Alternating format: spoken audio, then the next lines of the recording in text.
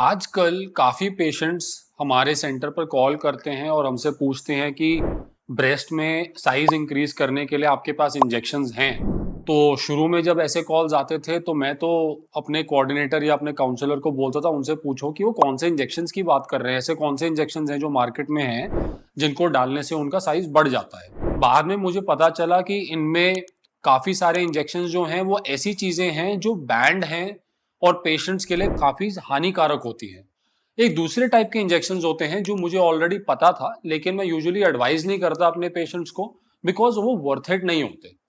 तो इस वीडियो में मैं आपसे इन्हीं ब्रेस्ट इंजेक्शंस के बारे में डिस्कस करूंगा। हेलो, मेरा नाम डॉक्टर अर्जुन हांडा है और मैं हूं plastic surgeon Handa aesthetics and plastics पर।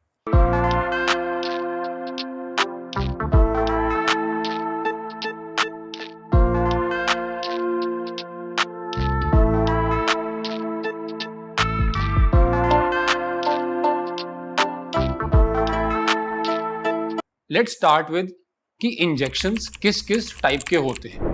एक है एफडीए अप्रूव्ड फिलर्स जो हाइलुरोनिक एसिड के बने होते हैं। सबसे पहले इसमें ये जानना जरूरी है कि ये टेम्पररी होते हैं। ये इंजेक्शंस मैं अपने पेशेंट्स को यूजुअली एडवाइस नहीं करता बिकॉज जो ये इंजेक्शंस आते हैं अच्छे रेप्यूटेड ब्रांडेड कंपनीज के, they are very very expensive. ये बहुत कॉस्टली, बहुत ही महंगे होते हैं और टेम्पररी होने के कारण हर 1.5-2 साल में इनको रिपीट कराना पड़ता है।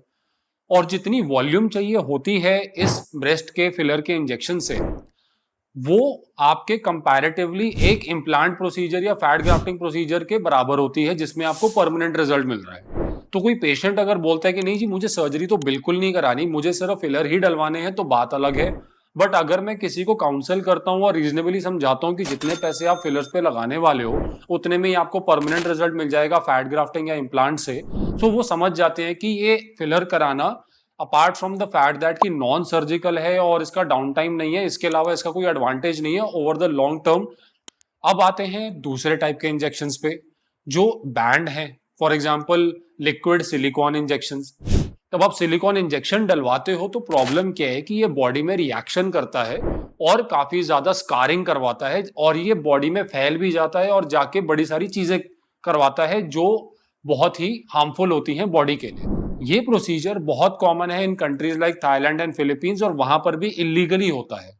मेरे पास काफी पेशेंट्स आते हैं इन कंट्री से कि हमारा ये इंजेक्शन वहां पे किसी क्वैक ने डाल दिया किसी छोटी मोटी दुकान में और अब मुझे निकलवाना है क्योंकि मुझे साइड इफेक्ट्स हो रहे हैं। तो आपको ये भी जानना जरूरी है कि ये निकलवाना और निकालना बहुत ही डिफिकल्ट होता है और काफी पेशेंट्स को तो हम आउटराइटली मना कर देते हैं कि ये पॉसिबल नहीं है, जैसा है वैसा ही रहना पड़ेगा, इसके अलावा हम और कुछ कर नहीं सकते। तो फाइनली कंक्लूजन ये है कि अगर तो आपको अपने ब्रेस्ट में इंजेक्शंस डलवाने हैं उसका साइज बड़ा करने के लिए तो सिर्फ बॉडी फिलर ही ठीक है। उसमें भी you should be ready to spend because ये सस्ते नहीं आते और अगर आप सस्ते डलवाओगे तो फिर आपको सस्ता काम ही मिलेगा जिसमें आपको बहुत ज्यादा प्रॉब्लम्स होंगी। और इसके अलावा आप अपने ब्रेस्ट में प्लीज कुछ भी इंजेक्ट ना करें। Thank you.